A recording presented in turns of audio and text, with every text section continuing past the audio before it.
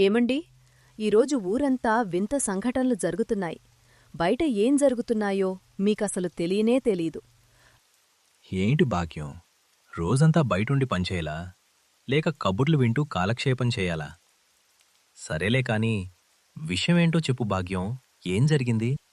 ఆషాఢమాసంలోని ఈ రాత్రులలో సరిగ్గా 12 గంటల సమయంలో భయంకరమైన శబ్దాలు వినిపిస్తున్నాయని గ్రామస్తులు చెబుతున్నారు. ఎవరో సహాయం కోసం అరుస్తున్నట్టు అరుపులు వినిపిస్తున్నాయి. అరే భాగ్యం, నువ్వు కూడా ఈ పుకార్లను పట్టించుకుంటున్నావా? అవంతా గాలిమాటలు భాగ్యం. ఎక్కువ ఆలోచించకుండా పద పడుకుందాం.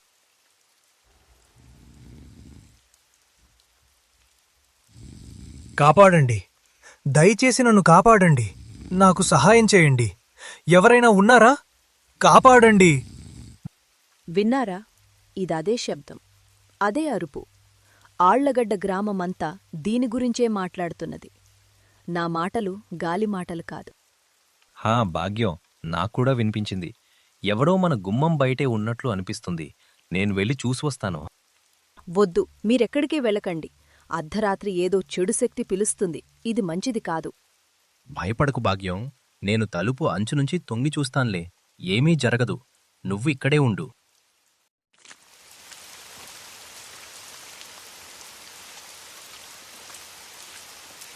విచిత్రంగా ఉందే, ఇంతవరకు అరుపులు వినిపించాయి. ఇక్కడ చూస్తే ఎవరూ లేరు. మరి శబ్దాలు ఎక్కడ్నుంచి వచ్చాయి?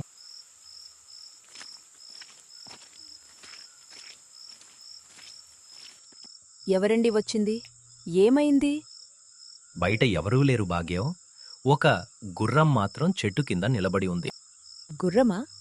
మరి ఆ శబ్దం మనిషి గొంతులా అనిపించింది. అదే కదా, గ్రామంలో ఎవరో కావాలని చేస్తున్నారు అనిపిస్తుంది.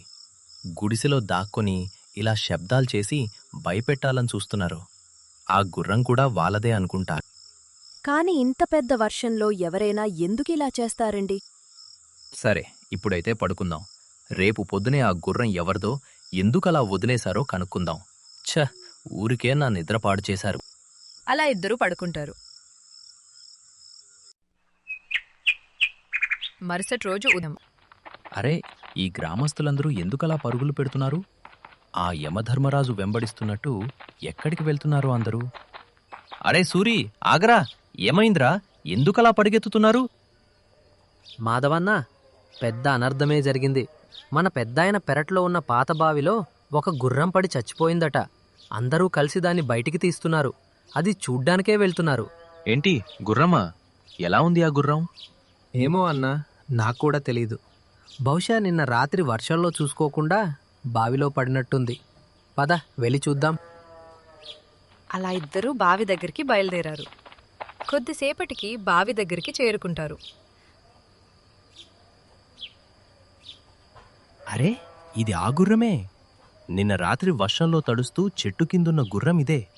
కానీ సూరి, ఇది బావిలో పడి చచ్చిపోయింది అంటున్నాడు. మరి నిన్న నేను చూసిన గుర్రం ఎవరిది? ఆ గుర్రం ఈ గుర్రం ఒకటేనా? చ అలా అయ్యుండదులే. నేను పనిమీద ధ్యాస పెట్టాలి. లేకపోతే ఇలాంటి ఆలోచనలే వస్తాయి. ఇదంతా నా భార్యకు ఇప్పుడే చెప్పను. చెప్తే చాలా భయపడుతుంది. సరే, నాకు పొలంలో చాలా పనుంది. వెళ్ళి పని మొదలుపెట్టాలి. అలా మాధవ్ పొలానికెళ్తాడు. అక్కడ అకస్మాత్తుగా చనిపోయిన గుర్రం కనిపించి మాయమైపోతుంది. ఓరి దేవుడా, ఇదెక్కటి విచిత్రం! ఇదివరకే ఈ గుర్రాన్ని బావిలో పడుండడం చూశాను. మరిక్కడెలా? నాకేమైనా పిచ్చి పట్టిందా? లేకపోతే ఏదైనా దయ్యం నా వెంట పడుతుందా? ఆ శబ్దం, ఆ గుర్రం నాకేం చెప్పాలనుకుంటున్నాయి? నా నుంచి ఏం కోరుకుంటున్నాయి? అలా కంగారు పడుతూ ఒక చెట్టు కింద కూర్చుంటాడు. కొద్దిసేపటికి ఒక సాధువు అక్కడికి వస్తాడు. నాయనా, ఈ మండుటెన్నలో నువ్వు ఈ చెట్టు కింద కూర్చోవటం చాలా బాగుంది. కానీ నీ ముఖంలో ఎందుకంత దిగులు కనిపిస్తుంది? ప్రణామాలు స్వామీజీ. నేను ఒక సందిగ్ధంలో ఉన్నాను. నేను చూస్తున్నది నిజమో కాదో నాకు అర్థం కావడం లేదు. శాంతించు నాయనా. చూసిన ప్రతీది నిజమై ఉండాలని, మరియు నిజమైనది అందరికీ కనిపించాల్సిన అవసరం లేదు. కాస్త వివరించి చెప్పు, విషయమేంటి? ఏం జరిగింది? స్వామీ, నిన్నట్నుంచి ఒక గుర్రం నా వెంట పడుతుంది. రాత్రి మనిషిలా అరుస్తూ సహాయం కోరింది. ఈరోజు ఉదయం అదే గుర్రం బావిలో చనిపోయి ఉండటం చూశాను. ఇప్పుడేమో నా పొలంలో నిలబడి కనిపించి వెంటనే మాయమైంది. ఇదెక్కటి విచిత్రం స్వామీ. నాయనా, ఈ ప్రపంచంలో కేవలం ప్రాణాలతో ఉన్న జీవులు మాత్రమే కాదు, కొన్నిసార్లు కొన్ని ఆత్మలు నెరవేరని కోరికలతో సంచరిస్తూ ఉంటాయి. కానీ వాటికి నాతో పనేముంటుంది స్వామీజీ? నేనొక సాధారణ రైతును. ఈ గుర్రం ఒక సాధారణ జంతువు కాదు. నీ గత జన్మలో నీతో దానికి మంచి బంధం లేదా పూర్తి కాని అనుబంధం ఉండొచ్చు. అది నిన్ను ఇబ్బంది పెట్టడానికి వచ్చినట్టుగా నాకు అనిపించటం లేదు. నీకు ఏదైనా గుర్తు చేయడానికి ప్రయత్నిస్తుందనుకుంటా. పూర్వజన్మ బంధమా? అందుకే నాకు మాత్రమే కనిపిస్తుందా? అవును, కాని భయపడకు, జరిగేది జరుగుతుంది. అంతా మన మంచికే. ఈరోజు రాత్రి మళ్ళీ కనపడితే భయపడకుండా దానికి ఏం కావాలో అడుగు. వెళ్ళి నీ మనసును శాంతపరచుకో. సాయంత్రం మాధవ్ ఇంటికి చేరుకుంటాడు. ఏమైందండి? ఉదయం హుషారుగా పనికి వెళ్లారు. సాయంత్రం ఒంట్లో సారం లేనట్టు కనపడుతున్నారు. ఏమైంది? భాగ్యం, కంగారు పడకుండా నేను చెప్పేది జాగ్రత్తగా విను. మాధవ్ జరిగిందంతా భాగ్యంకు వివరిస్తాడు. దేవుడా, ఏం జరుగుతుందస్సలు? నా మాట విని మీరింకా ఎక్కడికి వెళ్ళకండి. ఏం ఆలోచించకుండా శుభ్రంగా తినేసి పడుకోండి. రేపు మాట్లాడుకుందాం. అలా భాగ్యం మరియు మాధవ్ భోజనం చేసి పడుకుంటారు. ఇద్దరు గాఢ నిద్రలో ఉన్నప్పుడు అకస్మాత్తుగా ఒక గొంతు వినిపిస్తుంది. మాధవ్, ఓ మాధవ్, బయటికి రా. వచ్చి నాకు సహాయం చెయ్యి. భాగ్యం, నీకా అరుపు వినిపించిందా? నిద్రలేగు భాగ్యం. మాధవ్, చాలా నొప్పిగా ఉంది మాధవ్. త్వరగా రా, బావి దగ్గరికి రా మాధవ్. ఇది అదే అరుపు. కాని భాగ్యం ఎందుకు వినిపించుకోవట్లేదు? ఒకవేళ స్వామీజీ చెప్పింది నిజమేనా? ఇదంతా పూర్వజన్మ ఫలితమా? అలా మాధవ్ తనలో తాను అనుకుంటూ ఇంటి నుండి బయటకొస్తాడు. బావి దగ్గరికి చేరుకుంటాడు. ఎవరు నువ్వు? ఎక్కడున్నావు? నన్నింకా భయపెట్టకు. నేనిక్కడికి వచ్చేశాను. నువ్వెక్కడున్నావు? వచ్చేశారు మాధవ్, నీ ముందే ఉన్నాను. ఒక గుర్రపు బొమ్మ మాధవ్ ముందు ప్రత్యక్షమవుతుంది. అరే, ఇదెక్కడి విచిత్రం? ఒక గుర్రపు బొమ్మ నీళ్లలో నుంచి బయటకు వచ్చింది. పైగా మాట్లాడుతుంది. ఇక్కడ్నుంచి పారిపో మాధవ్, లేకపోతే నీ ప్రాణాలు పోయినట్టే ఇక. అరే మాధవ్, భయపడకు, నా మాట విను. నేను సాధారణ రాతి బొమ్మను కాను. నాకు మాయమహిమలు తెలుసు. నేను మాయగుర్రాన్ని. నిన్న విన్న అరుపులు నావే. కాని నువ్వు రాయిలా ఎందుకు మారిపోయావు? నా పేరే ఎందుకు పిలిచావు? మాధవ్, అసురుల వనంలో ఒక తాంత్రికుడు ఉన్నాడు. వాడి పేరు భైరవ్.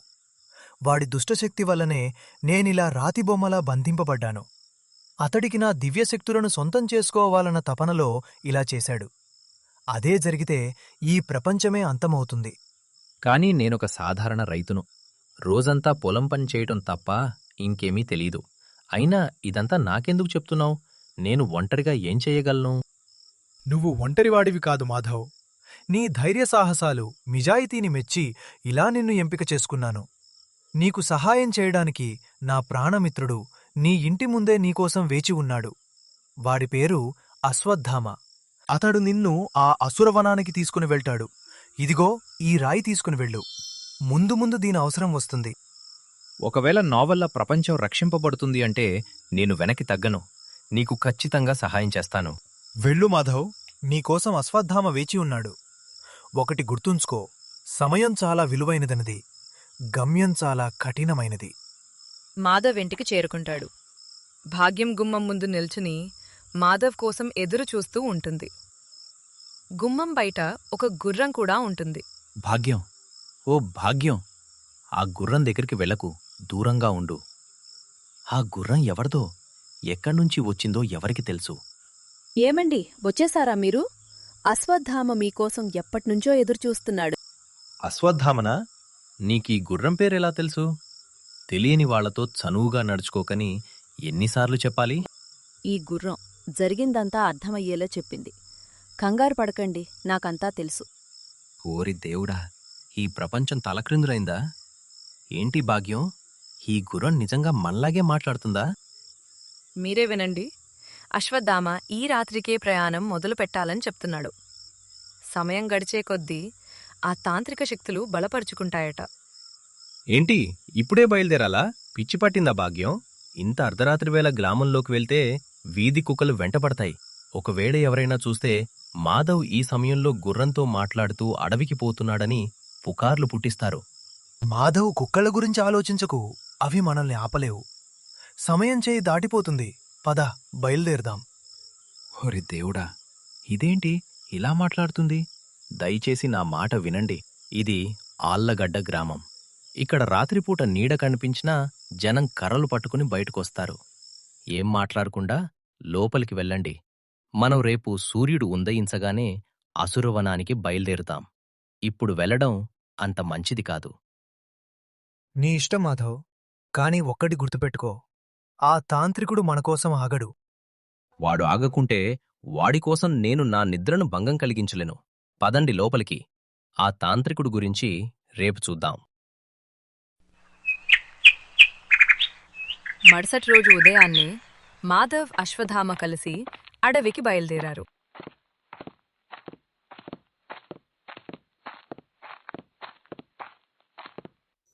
ఆగు అశ్వత్థామా, ఇక నా వల్ల కాదు. ఉదయం నడవడం ప్రారంభిస్తే సాయంకాలం అయింది. అడుగు వెయ్యడానికి కూడా శక్తి లేదు. ఈ రాత్రికిక్కడే ఈ చెట్టు కింద విశ్రాంతి తీసుకుందాం. చూడు, చల్లగాలి కూడా వస్తుంది. లేదు మాధవ్, ఇక్కడ ఆగే ప్రసక్తే లేదు. ఇది మంచి చోటు కాదు. వెంటనే ఇక్కడి నుండి వెళ్ళిపోవాలి. ఏంటి అశ్వత్థామా, నువ్వు ప్రతి విషయానికి భయపడుతున్నావు? ఇంత ఆహ్లాదకరమైన వాతావరణాన్ని మంచిది కాదు అంటున్నావు. కనీసం 2 గంటలైనా పడుకోనివ్వు. ఆకలి, భయంకరమైన ఆకలి. ఈ రోజు నా ఆకలికి గొప్ప విందు దొరికింది. అయ్య బాబోయ్, పక్షి మాట్లాడుతుంది. అయినా ఈ పక్షి ఏంటి ఇంత పెద్దగా ఉంది? నేను పక్షిని కాదు. గతంలో నేను ఆకలితో ఉన్న ఒక సాధువును కారణం లేకుండా కర్రతో కొట్టాను. ఆ సాధువు నన్ను పక్షిగా మార్చి నా ఆకలి ఎప్పటికి తీరకుండా శపించాడు. అది సరే, నువ్వు మా నుంచి ఏం కోరుకుంటున్నావు? మీరిక్కడికి వస్తారని నాకు ముందే తెలుసు. నన్ను చంపి శాప విముక్తుణ్ణి చేయండి, లేకపోతే మిమ్మల్ని చంపి నా ఆకలి కొద్దిగా తీర్చుకుంటాను. అశ్వత్థామ తన శక్తులతో ఆ పక్షిని శాప విముక్తురిని చేస్తాడు. ఆ పక్షి మనిషిగా మారిపోతాడు. అతడు ధన్యవాదాలు చెప్పి అక్కడి నుంచి వెళ్ళిపోతాడు. మాధవ్, ఈ వనం ఇలాగే పాపాలతో మరియు శాపాలతో నిండి ఉంటుంది. ఎంత తొందరగా పని ముగించుకుని వెళ్తే అంత మంచిది. పద, వెళ్దాం. ఆగండి అక్కడ. ఈ వనంలోకి వచ్చేందుకు మీకెంత ధైర్యం? మీకు జీవితం మీద ఆశ లేదా? ఈ చెట్టు సాక్షాత్తు యమధర్మరాజులాగే కనిపిస్తుంది. అశ్వత్థామా, వెనక్కి వెళ్ళిపోదామా?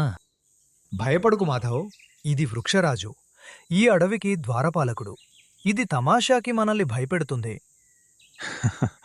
భయపడకండి, నేను కేవలం మిమ్మల్ని ఆట పట్టిస్తున్నాను. మాధవ్, నువ్వెందుకు ఆ క్రూరమైన తాంత్రికుడికి ఎదురెళుతున్నావు?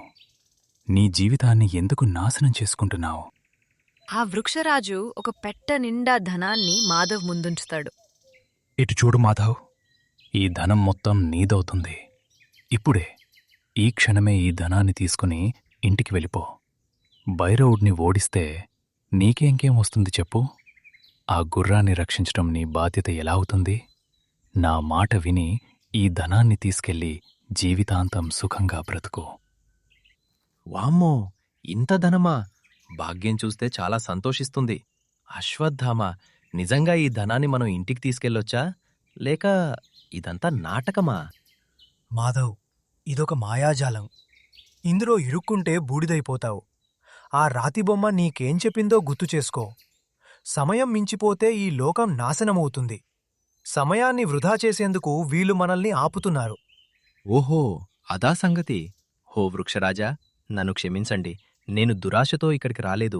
కేవలం ఆ తాంత్రికుడి నుంచి రక్షణ పొందటానికే వచ్చాను, జేబులు నింపుకునేందుకు కాదు. అరే వాహ్! మీరు నేను పెట్టిన భయం, దురాశ పరీక్షలో నెగ్గారు. కానీ మీరు జ్ఞానాన్ని జయించగలరా? సమాధానం చెప్పకపోతే అడవి లోపలికి అనుమతించబడదు. నేను మిమ్మల్ని 2 ప్రశ్నలు అడుగుతాను. సమాధానం సరిగా చెప్తే అడవిలోకి దారి దొరుకుతుంది. సమాధానం తప్పుగా చెప్తే ఇక్కడే నా వేర్లల్లో పాతిపెడతాను. మాధవ్ చాలా తెలివైనవాడు. మీ సవాళ్లను సులువుగా ఎదుర్కొంటాడు. అడగండి మీ ప్రశ్నేంటో. సరే, నా మొదటి ప్రశ్న. గెలిచేవారు ఎప్పుడు ఓడిపోతారు, ఓడిపోయేవారు ఎప్పుడు గెలుస్తారు? అది ఏ యుద్ధం? ఇది కొంచెం భిన్నమైన ప్రశ్న వృక్షరాజా. ఇది ప్రియమైన వారితో చేసే ప్రేమ యుద్ధం. మనం మనకిష్టమైన వారితో ఒక వాదనలో లేదా చర్చలో గెలిచినప్పుడు మన బంధాన్ని కోల్పోతాము. ఒకవేళ వారి సంతోషం కోసం మనం ఉద్దేశపూర్వకంగా ఓడిపోతే వారి హృదయాలను గెలుచుకుంటాము. ఇది నేను నా భార్యతో ప్రతిరోజూ చేసేదే వృక్షరాజా. సరైన సమాధానం. నా రెండో ప్రశ్న. నన్ను ఎవరూ తాకలేరు, నన్ను ఎవరూ పట్టుకోలేరు. నేను ఎప్పుడూ ముందుకు మాత్రమే వెళ్తాను. ఒకసారి పోతే తిరిగిరాను. అందరికీ నేను చాలా విలువైన దాన్ని. ఎవర్ని నేను? దీని సమాధానం కాలం. కాలాన్ని ఎవరు తాకలేరు, పట్టుకోలేరు, తిరిగిరాదు. కాలం చాలా విలువైనది. సరైన సమాధానం. నీ సమర్థతను నేను మెచ్చుకుంటున్నాను. మిమ్మల్ని లోపలికి వెళ్ళడానికి నేను అనుమతిస్తున్నాను. వెళ్ళి ఆ తాంత్రికుణ్ణి వధించి ఈ అడవిని, ఈ ప్రపంచాన్ని కాపాడండి. ఆ భైరవుడున్న గుహ ఇక్కడ్నుంచి కేవలం 1 మైలు దూరం ఉంది. వెళ్ళండి. విజయీభవ. అలా మాధవ్ ఇంకా అశ్వత్థామ ఇద్దరూ గుహ దగ్గరికి చేరుకుంటారు. మాధవ్, ఇదే ఆ తాంత్రికుడుండే గుహ. అసలైన యుద్ధం మొదలవ్వబోతుంది. పద, లోపలికి వెళ్దాం. ఇద్దరూ లోపలికి వెళ్తారు. భైరవుడు ప్రత్యక్షమైతాడు. రండిరా రండి, మీకోసమే ఎదురుచూస్తున్నా. మిమ్మల్ని చంపి మీ రక్తాన్ని తాగి ఈ ప్రపంచాన్ని అణగదొక్కుతా. ఈరోజు కోసం కొన్ని సంవత్సరాల నుండి వేచి ఉన్నాను. నా కల నెరవేరబోతుంది. భైరవా, మీ అంతం ఈ లోకానికే పునర్జన్మ. ఈరోజు అమావాస్య. నిన్ను వధించి నీ బానిసత్వానికి లొంగిన ఈ అడవిని కాపాడుకుంటాం. అంత సమయం నీకిస్తానని ఎలా అనుకుంటున్నావు మూర్ఖురా? నీ శక్తులు నా దగ్గర పనిచేయవు. ఇప్పుడే నిన్ను బంధిస్తాను. భైరవుడు తన శక్తులతో అశ్వత్థాముణ్ణి బంధిస్తాడు. అశ్వత్థాముణ్ణి వదిలిపెట్టు, లేకపోతే నిన్ను అతి క్రూరంగా చంపేస్తాను. మాధవ్, నీ మీద నీకంత నమ్మకమా? నువ్వొక అమాయకపు రైతువి. ఇన్ని శక్తులున్న నన్ను నువ్వు చంపగలవా? సంకల్పం ఉంటే ఏ పనైనా సాధ్యమే భైరవా. మాధవ్ రాతిగుర్రమిచ్చిన రాయిని తీసి భైరవ్ వైపు చూపిస్తూ, ఓం వజ్రకాయాయ విద్మహి మహాప్రాణాయ ధీమహి తన్నో అశ్వః ప్రచోదయాత్. ఏం జరుగుతుంది ఇక్కడ? నా శరీరం స్పర్శించటం లేదు. నా కళ్ళు మండుతున్నాయి. ఆపో, దయచేసి దీన్ని తొలగించు. అధర్మాన్ని అంతం చెయ్యడమే ఈ సృష్టి నియమం భైరవా. నువ్వు నీ స్వార్థం కోసం ఎంతో మందిని హింసించావు. కావున దాని ఫలితం కూడా అనుభవించాలి కదా. భైరవుడు బూడిదవుతాడు. భైరవుడు అంతమవ్వగానే అశ్వత్థామ విడుదలయ్యాడు. అయిపోయింది, అంతా అయిపోయింది. అంధకారం తొలగిపోయింది. కాని పని ఇంకా పూర్తి కాలేదు. నీ స్నేహితుడి ప్రాణాలు కాపాడాలి. హా, గుహలోపలికి వెళ్ళు మాధవ్. అక్కడ నా మిత్రుడి దేహం ఉంటుంది. పక్కనే పాత్రలో ఔషధం ఉంటుంది. నీలాంటి మానవుడు ఆ పాత్రలోని ఔషధాన్ని స్పర్శిస్తే అది ప్రాణం పోసే అమృతంలా పనిచేస్తుంది. అది నా మిత్రుడికి అందచేసి ప్రాణాలను నిలబెట్టు. అశ్వత్థామ చెప్పిన విధంగానే మాధవ్ చేస్తాడు. కొద్దిసేపటికి ఆ గుర్రం లేచి మాధవ్తో ఇలా అంటుంది. ధన్యవాదాలు మాధవ్. ధన్యవాదాలు మిత్రమా. మీరు స్వర్గలోకాన్ని, భూలోకాన్ని కాపాడిన వీరులు. విజయాన్ని సాధించారు. మాధవ్, నీ జీవితానికి సరిపడ ధనాన్ని నీ ఇంట్లో ఉంచాను. జీవితాంతం సుఖంగా జీవించు. మా కథ నచ్చితే లైక్ చేయండి. ఎక్కడి నుండి చూస్తున్నారో కామెంట్ చేయండి. మరిన్ని వీడియోస్ కోసం ఛానల్ని సబ్స్క్రైబ్ చేసుకోండి.